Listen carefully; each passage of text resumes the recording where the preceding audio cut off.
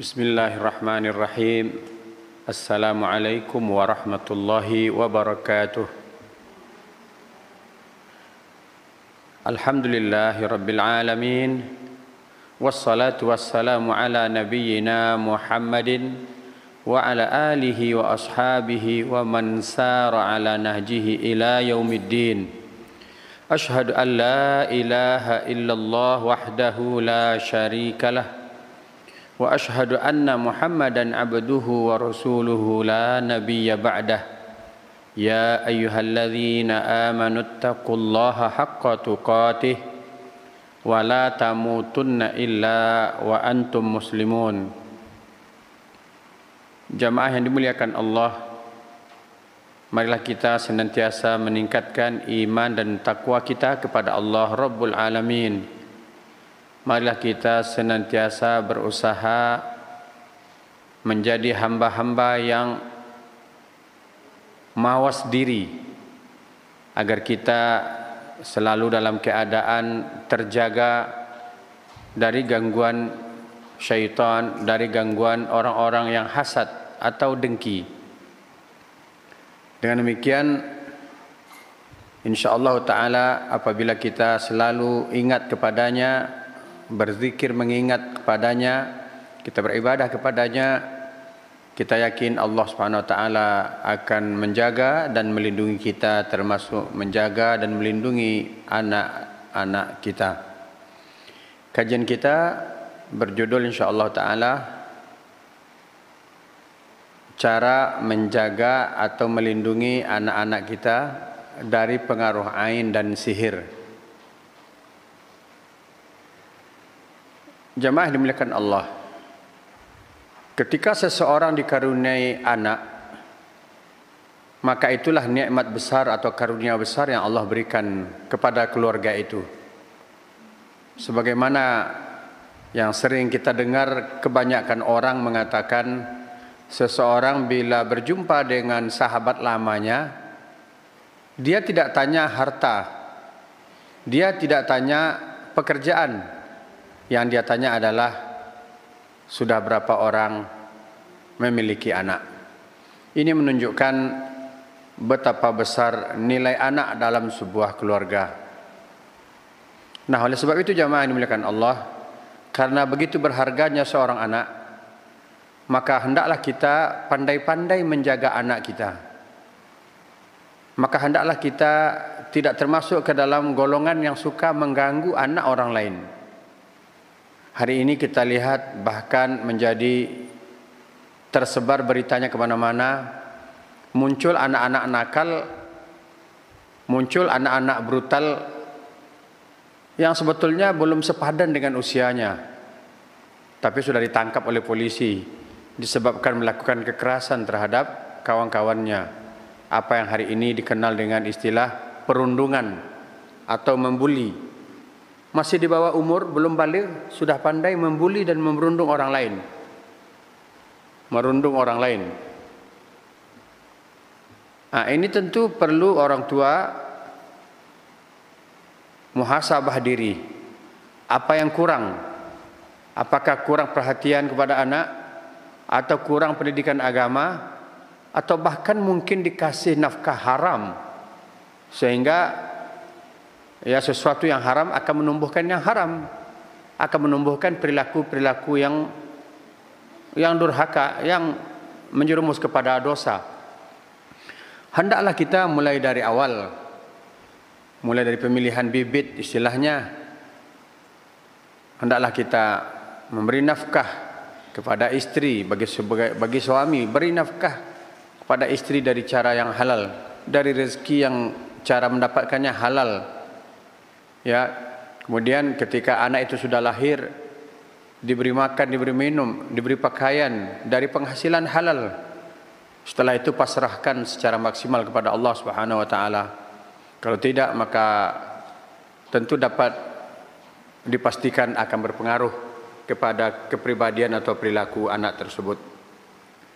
Nah, kita akan membicarakan tentang anak yang betul-betul sudah kita rawat, sudah kita usahakan dari awal, berusaha mendidiknya semenjak dalam kandungan, mendidiknya setelah dia lahir, kemudian mungkin saja syaitan, baik syaitan dari bangsa jin maupun syaitan dari bangsa manusia, menunggu celah untuk bisa dimasuki. Maka ketika celah itu dapat, mereka masuk, maka anak yang kita sayangi bisa jadi korban. Ada beberapa contoh kasus.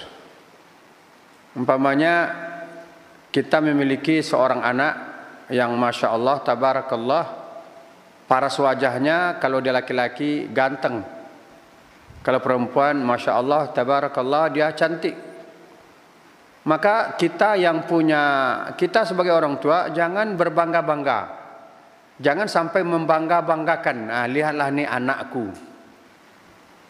Kemudian setiap momen dipotret, difoto, setelah itu diposting, diberitahu ke orang lain. Ini kebiasaan buruk, ini efeknya bisa buruk terhadap anak tersebut.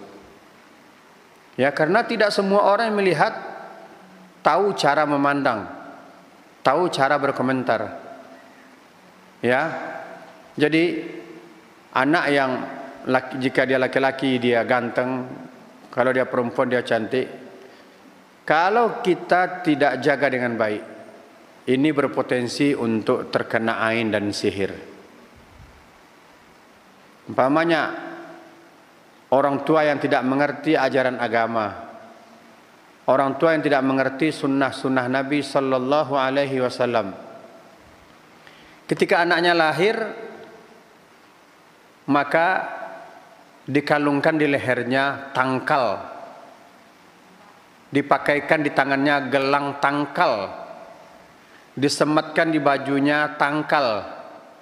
Kalau kita tanya, kalau di Sumatera Barat ini apa nih? Ini tangkal palasi, anti palasi.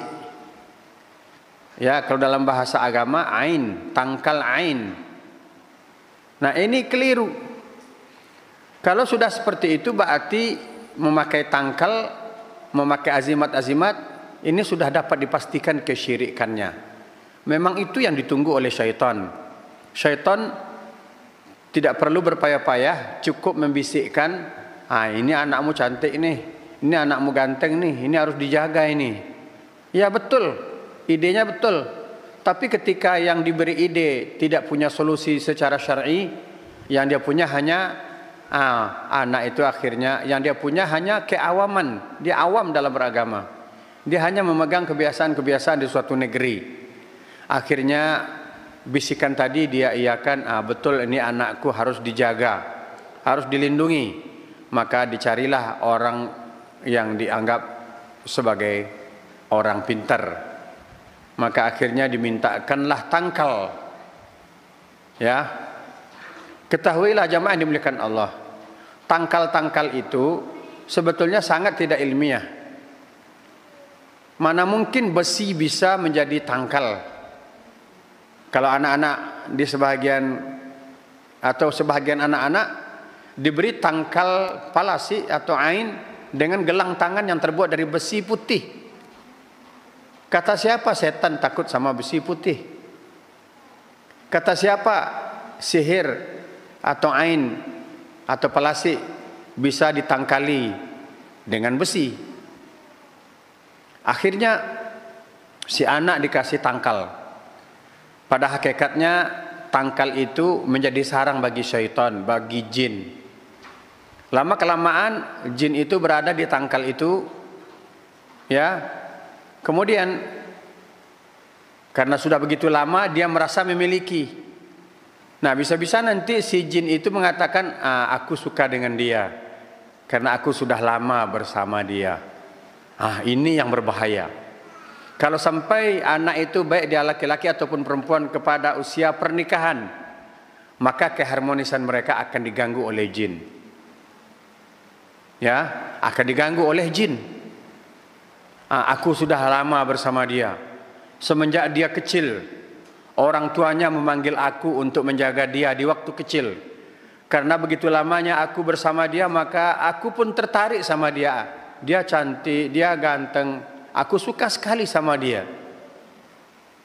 Nah, ketika dia sudah punya suami, kalau dia perempuan, perempuan cantik, ketika dia sudah punya suami, maka ketika itu akan diganggu. Ya, bisa-bisa rumah tangganya berantakan.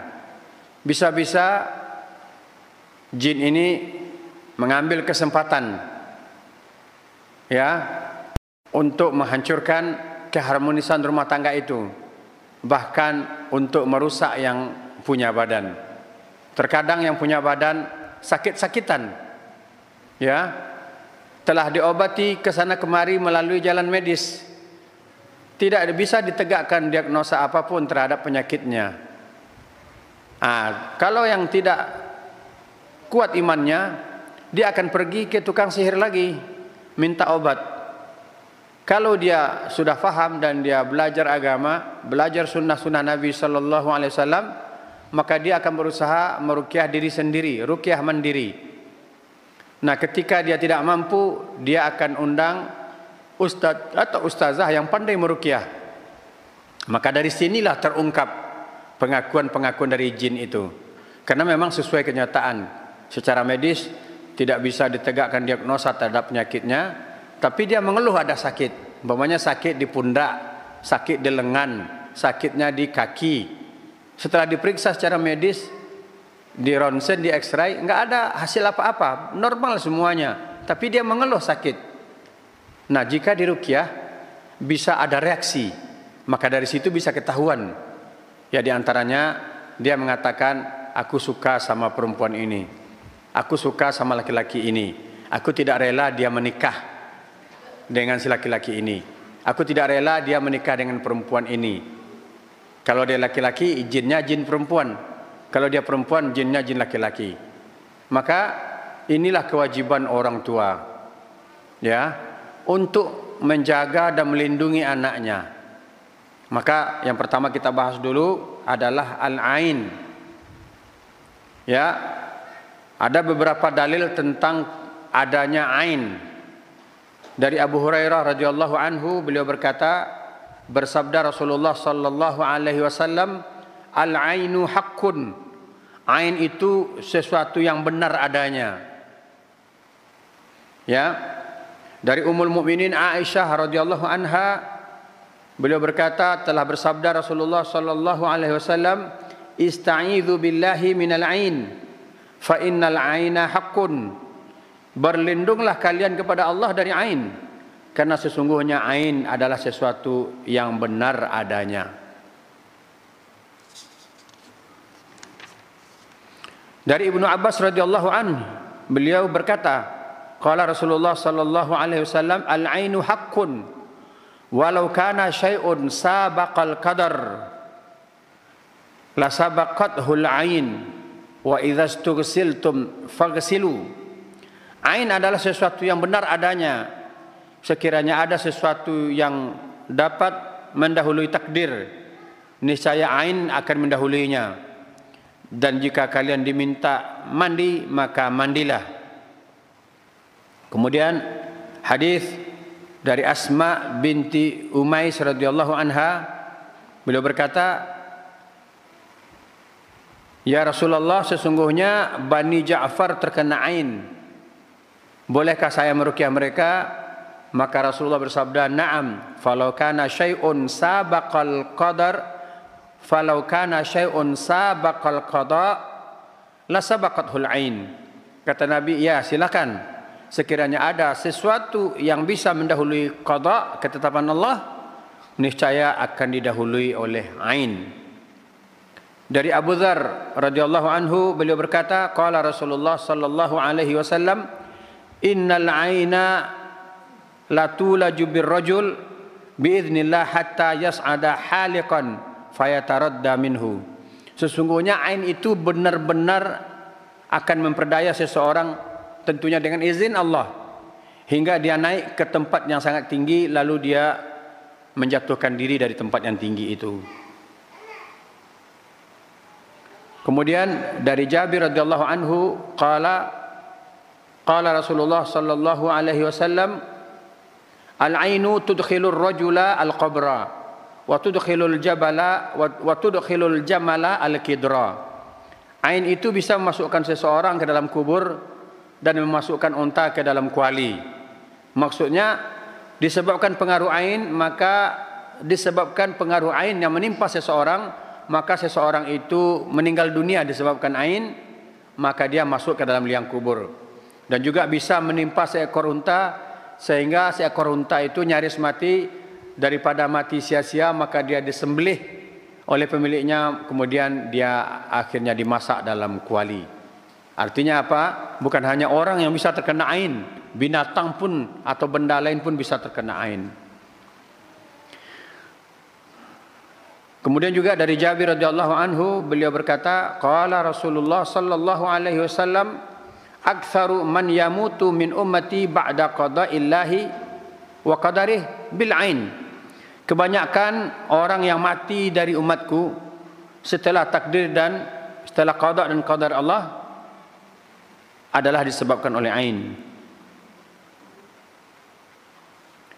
Qalat Aisyah, kana Rasulullah sallallahu alaihi wasallam ya'muru an astarqiya minal ain. Rasulullah sallallahu alaihi wasallam pernah menyuruh aku untuk meruqyah yang disebabkan oleh ain. Kemudian dari Ummu Salamah, Rasulullah sallallahu alaihi wasallam bersabda, biha nadharatun istarqulaha. Anak ini terkena ain, maka bacakan ruqyah kepadanya. Dari beberapa dalil ini menunjukkan betapa ain itu benar-benar ada. Ya. Kalau kita di Sumatera Barat, ain itu disebut dengan palasi, tapi palasi dalam pemahaman orang Sumatera Barat, orang Minangkabau terlalu sempit, yakni hanya menimpa anak-anak saja. Bila balita kita sakit, kepalanya cekung, matanya cekung, keluar darah dari hidung atau dari ubun-ubunnya, maka anak itu diyakini terkena palasi. Mencret-mencret kemudian badannya menjadi kurus, maka diyakini telah terkena palasi.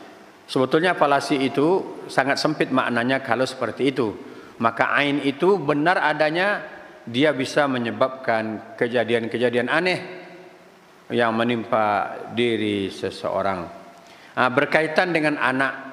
Nah, ketika Allah Subhanahu wa taala mengaruniakan kepada kita seorang anak laki-laki ganteng, Masya Allah, maka usahakan sesering mungkin memperlindungkannya kepada Allah dengan doa yang disunnahkan oleh Rasulullah sallallahu alaihi wasallam.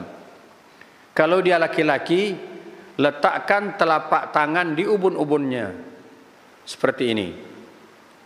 Tangan kanan letakkan di ubun-ubunnya, tempelkan ke kepalanya. Baca doa, u'idzuka bi kalimatillahi tammat min kulli syaitanin wa hammah wa min kulli ainin lamah. Aku perlindungan engkau kepada Allah dengan kalimat-kalimatnya yang sempurna dari gangguan syaitan dan binatang berbisa, dan dari gangguan ain. Kalau dia laki-laki, u'idzuka. Kalau dia perempuan, u'idzuki. Letakkan telapak tangan di atas ubun-ubunnya, u'idzuki bi kalimatillahi tammati min kulli syaitanin wa hammati wa min kulli ainin lammati. Atau u'idzuki bi kalimatillahi tammat min kulli syaitanin wa hammah wa min kulli ainin lammah. Kalau dia perempuan, u'idzuki. Kalau mereka berdua, mungkin anak kembar, atau kita ingin memperlindungkan dua orang anak kita, kedua-duanya sekaligus, letakkan telapak tangan kita kiri dan kanan di atas kepala mereka, persis di atas ubun-ubunnya, kemudian membaca doa, u'idzukuma bi kalimatillahi tammati min kulli syaitanin wa hammah wa min kulli ainin lammah. Kenapa harus demikian? Karena kita akan bertemu dengan orang-orang yang suka memuji tanpa mengetahui tata cara memuji. Ya, kita punya anak, masya Allah ganteng. Kadang ada orang yang melihatnya, aduh, gagahnya leh, ganteng sekali, kulitnya putih, bagaimana caranya nih kok bisa dapat begini gitu. Itu bisa kena ain anak kita. Ya. Jadi kalau kita melihat anak kita sendiri sekalipun, kita sendiri bisa menyebabkan ain terhadap anak kita. Maka ketika kita takjub dengan kegantengan, kecantikan anak kita, ucapkan Masya Allah, Barakallahu Fik, Barakallahu Fika kalau laki-laki, Barakallahu Fiki kalau perempuan. Kalau diwakaf nggak apa-apa, sama aja, Barakallahu Fik, Masya Allah, Barakallahu Fik. Semoga Allah berkahimu. Ini kehendak Allah, maka Allah akan menjaganya. Kalau tidak, anak kita bisa menjadi korban ain. Nah, terkadang ini kebiasaan kita. Setiap kali momen anak kita umpamanya baru selesai mandi, dikasih baju bagus, dibedaki, disisirkan rambutnya, difoto, kemudian diposting. Inilah tampilan anakku hari ini. Itu berbahaya. Jangan main-main. Berbahaya. Ya, tidak saja dari yang sakit hati, dari yang kagum pun bisa kena. Karena ain itu karena ketakjuban. Ya, karena ketakjuban. Dipuji-puji tanpa diawali dengan ucapan Masya Allah, tanpa diawali dengan ucapan Barakallahu Fih, maka si anak akan terkena ain. Jangan coba-coba ya jamaah. Bertaubatlah kepada Allah. Karena bisa jadi kalau kita lalai, kita bisa jadi penyebab ain. Kalau sihir beda. Sihir itu memang tukang sihir baru dia melakukan sihir. Dia belajar ilmu sihir, belajar ilmu hitam, belajar ilmu-ilmu buruk, ilmu jelek itu. Kemudian dia nyihir. Kalau ain tidak. Ain bisa disebabkan oleh orang soleh sekalipun. Namanya manusia kadang ada masalah lainnya. Ketika dia lalai, dia takjub pada seseorang tanpa atau lupa dia mengucapkan Masya Allah atau Barakallahu Fik, langsung dia memuji, anak siapa nih yang ganteng nih, anak siapa nih yang cantik nih, itu bisa kena tuh anak. Jadi hendaklah kita pandai-pandai dan bersungguh-sungguh menjaga anak kita. Ya. Jadi kalau ada gejala-gejala anak kita sepertinya sakit, badannya semakin lama semakin kurus, malas dia makan, susah dia tidur, ya, marah-marah terus, padahal masih kecil, marah-marah, ya, udah dibawa ke dokter, ke psikiater, psikolog dan lain sebagainya, dibawa kepada para ahli, ya, ternyata nggak ada penyakitnya. Maka kuat dugaan inilah ain. Jamaah yang dimuliakan Allah, ketika kita tidak ingin anak kita terkena ain, maka janganlah kita menjadi penyebab ain terhadap anak orang lain, terhadap orang lain. Kenapa harus kita ucapkan Masya Allah? Itu yang menjadikan dia cantik, menjadikan dia ganteng siapa? Allah Subhanahu Wa Taala. Masya Allah artinya kehendak Allah. Allah yang berkehendak dia seperti itu. Dan sebaliknya, sekalipun orang itu tidak cantik, tapi ada kelebihan. Umpamanya kulitnya memang hitam, tapi Masya Allah badannya semampai, ya, tidak gemuk, tidak kurus. Masya Allah kulitnya memang agak hitam, tapi rambutnya lurus, mukanya oval atau apalah, Masya Allah. Itu kalau kita puji tanpa mengucapkan Masya Allah, dia bisa kena ain. Kan ada beberapa yang menyebabkan seseorang menjadi terkesima. Satu, kecantikan mungkin dengan putih kulit. Yang kedua, mungkin cantik walaupun kulit hitam, maka disebut dengan hitam manis. Ya, atau terlalu tinggi, atau terlalu rendah, atau terlalu gemuk, atau terlalu kurus. Itu kan kadang di komen semuanya itu.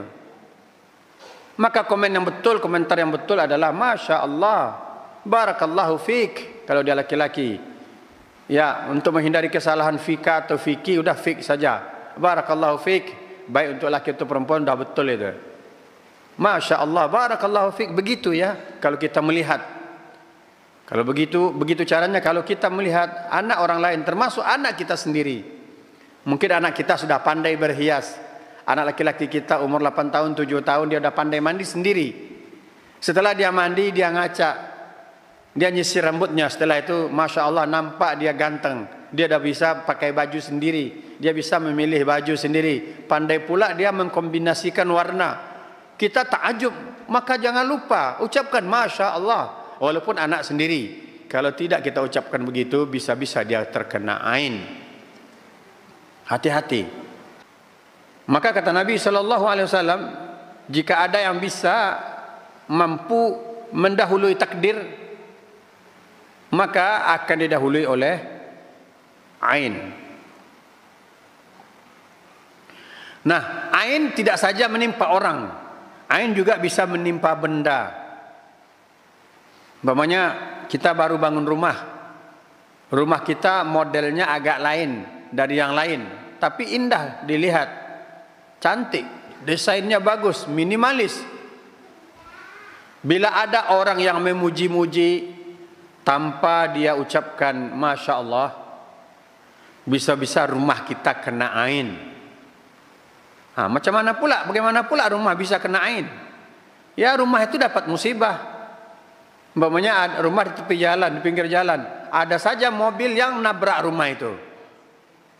Atau ada saja mobil yang lepas bannya, mobilnya sedang kencang, lepas bannya, nabrak kaca, masuk sampai ke dalam.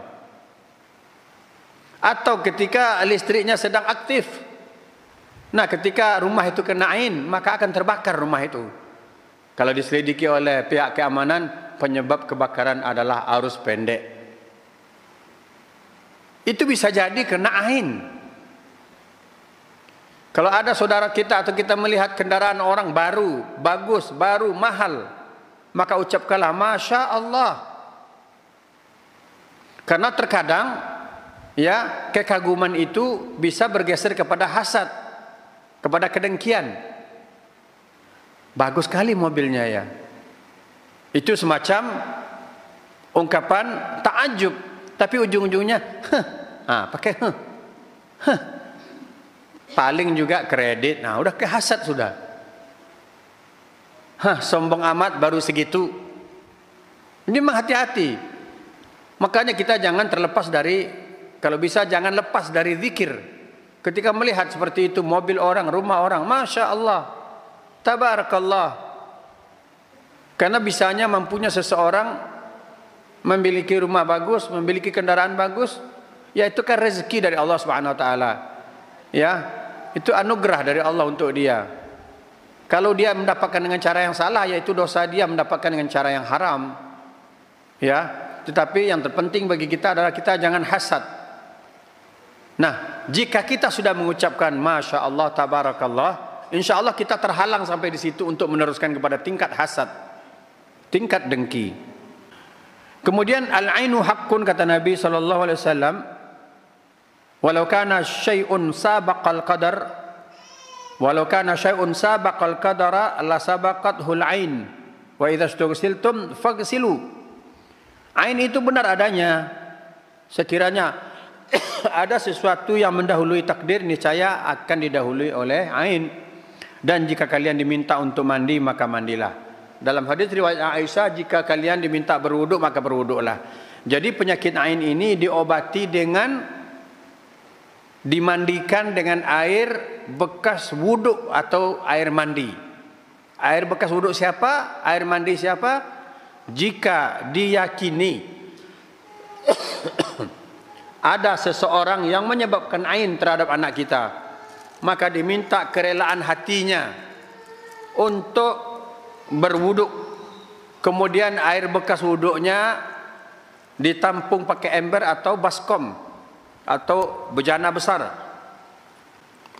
Kemudian air itu dimandikan kepada orang yang terkena ain dengan cara disiramkan dari belakang ke arah punggungnya.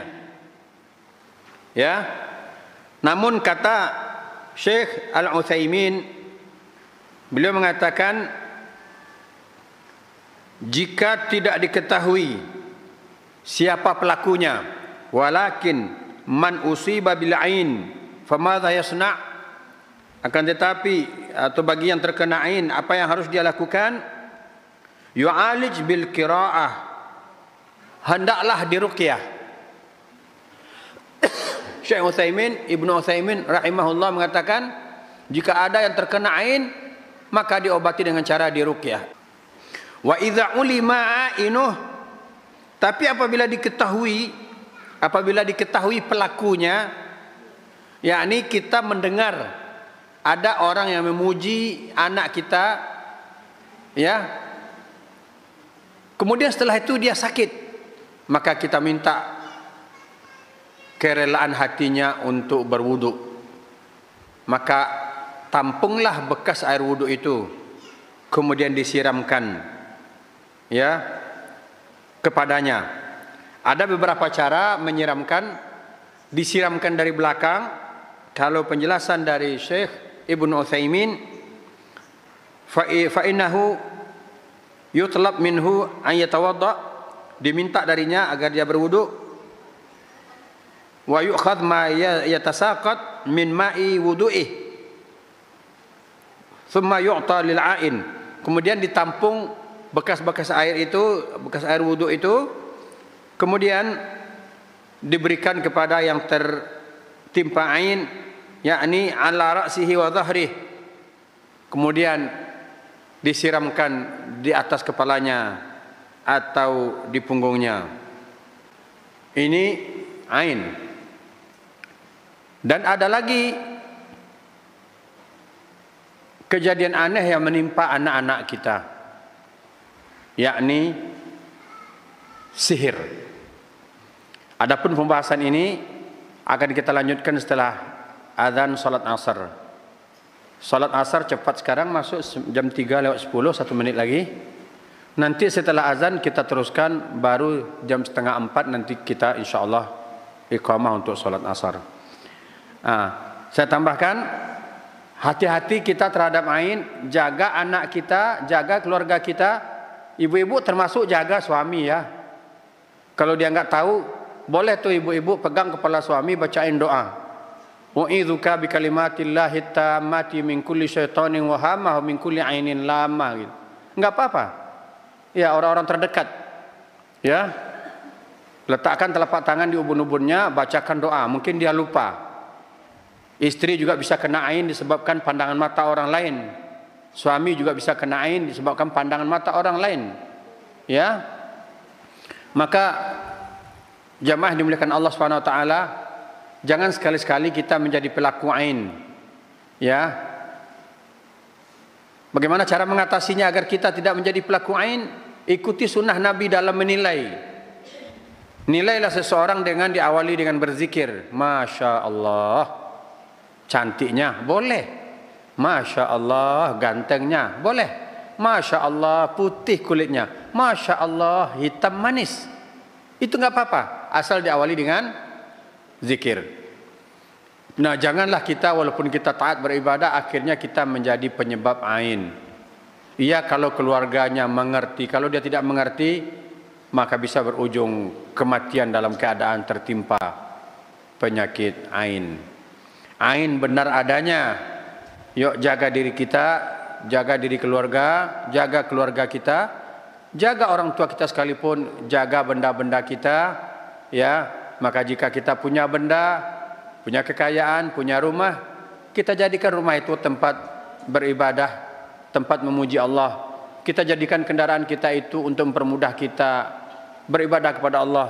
Kita pakai untuk pergi sholat, kita pakai untuk pergi kajian, ya. Kalau ada tetangga butuh bantuan, kita antar ke rumah sakit. Pokoknya mobil kita itu kita gunakan untuk kebaikan. Mudah-mudahan barang-barang kekayaan kita terjaga dari ain. Selesai sholat, kita teruskan bagaimana cara menjaga anak dari sihir. Jadi jamaah dimuliakan Allah, kata Rasulullah, setiap diri diikuti oleh qarin dari bangsa jin, yakni syaitan. Nah, jika anak kita tidak kita perlindungkan dengan doa-doa sesuai sunnah Nabi Sallallahu Alaihi Wasallam, maka dengan mudah qarin akan menggiring anak-anak kita, atau qarin akan mempermudah ain sampai kepada anak-anak kita. Qarin akan mempermudah sampainya sihir kepada anak-anak kita. Ya, nah, jadi memang pentingnya tanggung jawab atau besarnya tanggung jawab seorang bapak, begitu juga seorang ibu terhadap pendidikan anaknya, terhadap kesolehan anak-anaknya. Soleh atau tidak itu memang besar pengaruh orang tua.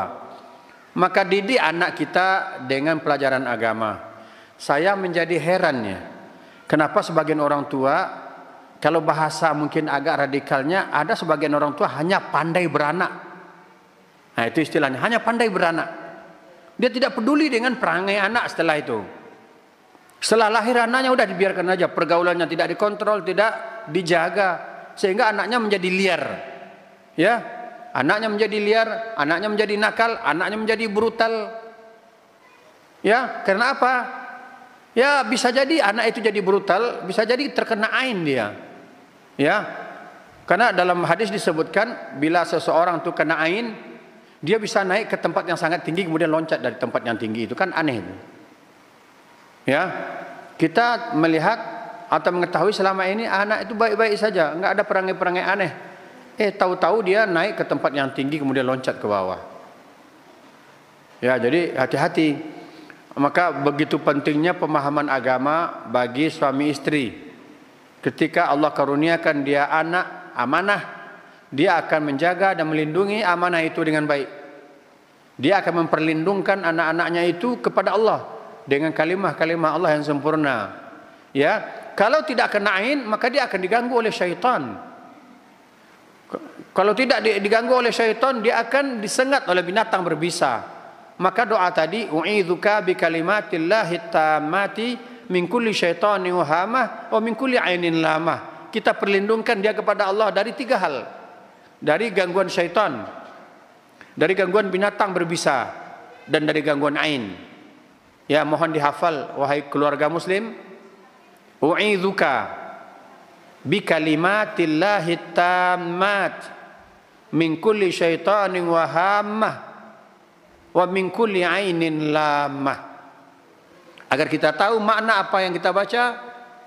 Aku perlindungan engkau pada Allah dengan kalimat-kalimatnya yang sempurna dari gangguan syaitan, dari gangguan binatang berbisa, dan dari gangguan pandangan mata, yakni ain atau palasi di Sumatera Barat.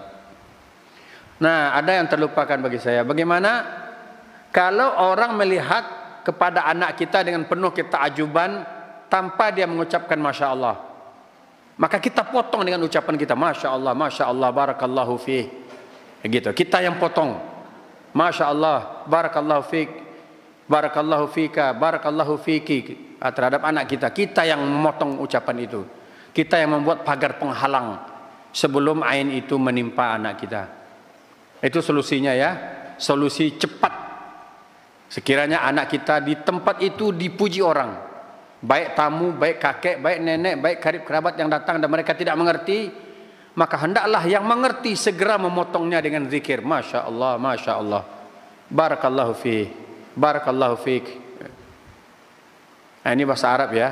Kalau terdengar dari jauh, barakallahu fihi, semoga Allah memberkahinya. Kalau dekat dengan kita di depan mata, barakallahu fika. Kalau dia laki-laki, barakallahu fiki. Kalau dia perempuan, kita potong langsung. Mudah-mudahan insyaallah ain itu terhalang untuk sampai kepada anak itu. Ya. Oleh sebab itu memang kita diperintah untuk zikir. Jangan sampai kita lalai. Karena ada sebuah peristiwa seorang sahabat Nabi kelihatan sangat putih, memang putih kulitnya, maka dipuji oleh yang lain. Putih kali kulitnya seperti kulit wanita dipingit. Maka seketika itu orang itu jatuh sakit. Saya pernah baca dalam penjelasan lain, seketika itu dia tersungkur di kamar mandi. Maka begitu cepatnya ain itu terjadi, maka janganlah kita lalai. Kalau mau memuji, hati-hati. Kalau rasanya tidak mampu atau lupa apa yang mau dibaca, cukup ya tersenyum saja, cukup dalam hati saja daripada diucapkan. Jamaah yang dimuliakan Allah SWT, Syekh Ibnu Utsaimin mengasih solusi. Jika diketahui pelakunya, diminta dia berwudu, kemudian anak kita dimandikan dengan bekas air wudu pelakunya. Kemudian bila tidak diketahui pelakunya, maka anak itu diruqyah. Kemudian ada yang bertanya, bagaimana kalau air bekas wuduk itu digunakan untuk mengobati penyakit lain? Kata Syekh Ibnu Utsaimin, tidak bisa. Karena air bekas wuduk hanya digunakan untuk mengobati ain, tidak untuk mengobati yang lain. Ya. Mungkin juga insyaallah ketika diruqyah dimandikan dengan air ruqyah, air yang dicampur daun bidara. Itu insyaallah termasuk bahagian penyembuhan dari penyakit ain bila pelakunya tidak diketahui. Ada yang penting juga untuk kita perhatikan, menjadi perhatian kita semua, bahwa bukan hanya manusia yang bisa menyebabkan ain. Jin juga bisa menyebabkan ain terhadap manusia. Kapan? Ketika manusia melepas pakaiannya. Maka hendaklah seseorang, baik laki atau perempuan, baik kita melepaskan pakaian anak kita untuk diganti atau untuk mandi, untuk diganti dengan yang baru, maka awali dengan membaca basmalah, bismillah. Supaya apa? Supaya terjaga dan terlindung dari ain yang disebabkan oleh jin. Begitu juga ketika bercermin. Ketika bercermin, baca bismillah. Maka tidak aneh ada keluhan beberapa orang, dia sudah lama tidak bisa bercermin. Kenapa? Kalau dia bercermin, nampak bayangan hitam menakutkan di belakangnya. Atau ketika dia bercermin, dia melihat wajahnya dalam keadaan sangat menakutkan. Itu ain yang disebabkan oleh jin. Maka ketika berkaca, bercermin, baca basmalah, bismillah. Kemudian terutama ketika berkaca, baca doa bercermin. Allahumma kama hassanta khalqi fahassin khuluqi. Ya Allah, sebagaimana engkau telah membaguskan penciptaanku, maka baguskanlah perangai dan akhlakku. Ini penting ya jemaah yang dimuliakan Allah. Ya, jangan sepelekan ini. Ketika melepas pakaian, ya, cuman kalau melepaskan pakaian di kamar mandi tentu akan kita awali dengan doa masuk kamar mandi. Kalau sudah diawali dengan doa masuk kamar mandi, tentu tidak bisa baca doa lagi di kamar mandi. Ya, kalaupun mau baca tapi tidak lagi diucapkan, mungkin bisa diucapkan di dalam hati saja. Tapi apabila sudah dibaca doa masuk kamar mandi, insya Allah terjaga. Tapi kan kadang ada yang melepas pakaiannya di kamar, baru setelah itu pakai anduk. Nah, jadi harus diawali dengan basmalah, bismillah. Kalau tidak akan terkena ain yang disebabkan oleh jin. Kita teruskan dengan bagaimana cara menjaga anak kita dari sihir. Kalau tadi kita bahas ada orang yang ta'ajub kepada anak kita, dia puji. Tapi bisa jadi ada yang dengki. Melihat anak kita, masya Allah prestasinya bagus. Melihat anak kita, masya Allah parasnya cantik, ganteng. Sedangkan dia punya anak nggak pernah ada dapat anak cantik dan ganteng, sehingga dia jadi dengki, hasad. Maka di antara orang hasad menjalankan hasadnya, dia pergi ke tukang sihir, mintakan penyakit. Kalau si anak tadi tampilan wajahnya cantik, ganteng, diminta mungkin penyakit supaya wajahnya berkurap, berpanu, dapat penyakit dan lain sebagainya. Ya, ini jika dia kanak-kanak. Jika dia sudah remaja, sudah dewasa, sudah usia belasan tahun, mendekat ke 20 tahun, nanti ada yang melamar. Kan kecenderungan sekarang mencari jodoh, yang perempuan cari yang ganteng cari yang cantik. Kalau seperti itu suatu hal yang wajar. Tapi kadang yang tidak ganteng cari yang cantik, yang kurang cantik cari yang ganteng. Ketika keinginannya tidak terpenuhi, maka bak istilah cinta ditolak, dukun bertindak. Akhirnya anak kita disihir. Saya bukan mengajarkan, tapi memperingatkan, wahai anak gadis, wahai putri-putri muslimah, jangan posting foto Anda di media sosial. Jangan gantung-gantungkan foto Anda di rumah Anda. Kenapa? Walaupun di rumah sendiri, nanti akan ada orang yang pura-pura baik bertamu, tapi dia punya maksud tertentu. Walaupun foto itu tergantung di dinding, nanti dia akan foto dengan HP-nya. Nah, foto itu bisa dijadikan media. Makanya itu hikmahnya, salah satu hikmahnya bagaimana perempuan itu diwajibkan menutup aurat kalau dia sudah balik. Supaya apa? Supaya rambutnya tidak diambil orang. Karena rambut adalah media sihir. Jadi anak gadis kita ketika dilamar oleh laki-laki kurang ganteng, ini laki-laki memaksakan diri, punuk merindukan bulan. Akhirnya ketika ditolak, dia cari cara lain. Akhirnya disihir anak kita. Anak kita bersikukuh, pokoknya aku mau dengan abang itu, walaupun hitam dia, walaupun jerawatnya gede-gede, walaupun badannya pendek, walaupun begini dan begitu kata orang, walaupun dia nggak ada pekerjaan, walaupun dia lantang luntung ke sana kemari, tapi bagiku dialah wanita laki-laki nomor 1 di dunia. Kalau udah kayak gitu, padahal nggak sholat, padahal kata orang suka mengganggu di kampung, tapi kata anak kita dialah laki-laki nomor 1. Nah, ini kuat dugaan anak kita udah kena sihir. Jadi sebelum itu terjadi, ya diawali dari yang tadi itu. Anak kita lahir perlindungan kepada Allah dari ain, dari gangguan syaitan dan binatang berbisa. Jangan kasih dia jimat, nanti jimat-jimat itu ditunggui oleh syaitan. Nah, karena syaitan sudah terbiasa di situ, nanti akhirnya syaitan, terutama korin, dia akan mempermudah sihir itu sampai menimpa anak kita. Kalau tidak, dia sendiri yang suka. Ya, akhirnya jin itu menyakiti seseorang, kemudian setelah diobati nggak tahu apa obatnya, nggak bisa ditegakkan diagnosa apa penyakitnya.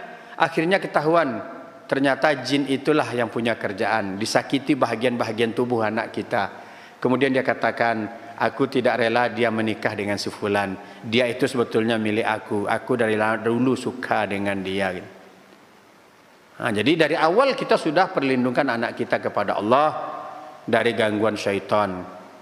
Ajarkan kepada anak kita zikir pagi dan petang supaya dia bisa membentengi dirinya. Jangan pamer-pamerkan anak kita. Kalau memang anak kita ganteng atau cantik dilamar oleh orang, jika kita tidak setuju, nggak apa-apa, tolak saja dengan bahasa yang baik. Terima kasih atas kedatangannya untuk melamar, tapi mohon maaf, kami dengan berat hati kami harus katakan kami belum berkenan. Mudah-mudahan saudara-saudari dikasih oleh Allah jodoh yang lebih baik, dikasih oleh Allah pilihan yang tepat. Nah, begitu bahasa yang bagus. Tapi kadang kan dikasarin, kamu, emang kamu nggak ngaca gitu. Hati-hati kata-kata begitu, seperti itu, kata orang kampung itu diibaratkan sebagai jembatan untuk dia mudah lewat nyampai ke kita gitu. Jadi jaga mulut kita. Ya, jaga mulut kita, karena memang mereka ngintai kelemahan kita. Nanti dia punya alasan untuk menyihir. Yang punya anak gadis cantik, yang punya anak laki-laki ganteng, memang harus ekstra hati-hati dalam menjaganya. Karena anak gadis kita bukan hanya laki-laki ganteng yang menyukainya, bisa-bisa juga wanita lain. Anak laki-laki ganteng kita bukan cewek cantik yang menyukai dia, bisa-bisa juga laki-laki lain. Maka jaga dengan ketat. Biarin orang bilang anak kita kuper. Ada istilah kuper ya. Kurang pergaulan. Nggak apa-apa, biarin orang berkata anak kita nggak keluar rumah, terkurung di rumah, terpenjara, biarin. Daripada anak kita benar-benar masuk penjara. Karena dibebasin sebebas-bebasnya. Jangan menyesal nanti jemaah. Daripada menyesal nanti, mendingan sekarang kita capek. Awasi, jaga anak kita. Jaga sebaik-baiknya. Ya, jadikan anak kita anak soleh dan solehah. Jika anak kita soleh dan solehah, insya Allah orang yang mau datang juga ukur diri. Pantas awak melamarnya itu ya. Rasanya ndak pantas dah, biarlah ndak mundur sewak leh. Kalau awak sihir warna bantiang kawak beko. Inyo kue ibadahnya. Kalau kita sihir nanti banting mental ke kita. Ya udahlah, nggak usah aja lah. Kita cari aja yang lain. Insya Allah seperti itu. Kenapa? Karena anak kita ajarkan zikir pagi dan petang. Kita perlindungan kepada Allah. Cuma sekali lagi, jangan bangga-banggakan anak cantik kita, anak ganteng kita kepada orang lain. Karena itu akan memicu keinginan orang lain untuk hasad, untuk dengki, bahkan untuk memiliki. Sementara kita nggak siap untuk memberikan. Ya, jadi jaga, bukan disembunyikan tapi diawasi. Akan datang masanya dia akan berjodoh, bertemu dengan jodohnya, ya, orang baik dengan orang baik. Insya Allah kita berharap anak-anak kita mendapat jodoh anak yang baik.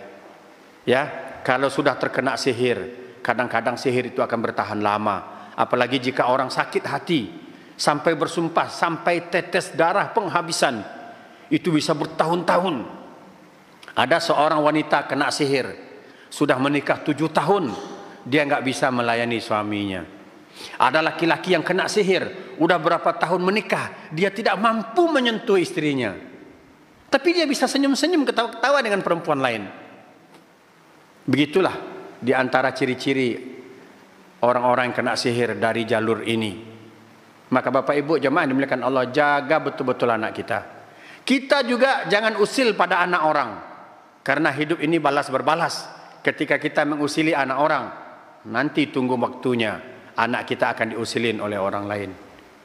Jadi hendaklah kita hidup di muka bumi ini apa adanya, normal, ya, akan tetapi dalam hal ini memang harus ada usaha maksimal dari orang tua untuk menjaga anak gadis dan anak perempuannya. Ya, jangan biarkan anak kita bebas, jangan biarkan anak kita pacaran, jangan biarkan anak kita menjadi pengkonsumsi narkoba, menjadi pelaku pergaulan bebas, karena kita sebagai orang tua akan menyesal dunia dan akhirat. Itulah sekelumit pembahasan tentang sihir, tentang bagaimana cara menjaga anak laki-laki kita, anak perempuan kita agar tidak terkena sihir. Semoga mereka selamat menyelesaikan pendidikan, selamat sampai kepada jenjang pernikahan, selamat kepada memperoleh anak, sehingga mereka hidup dalam kebahagiaan, ketenangan, tidak ada di antara mereka yang terkena efek sihir. Lagi-lagi cara membentengi diri dengan membaca zikir pagi dan petang, kemudian mendekatkan diri beribadah kepada Allah, mengikuti sunnah-sunnah Nabi SAW, menjauhi segala perbuatan dan perilaku-perilaku kesyirikan, maka insya Allah Allah akan menjaga kita dan keluarga kita. Demikian, subhanakallahumma bihamdika asyhadu an la ilaha illa anta astaghfiruka wa atubu ilaik. Walhamdulillahirabbil alamin. Wassalamualaikum warahmatullahi wabarakatuh.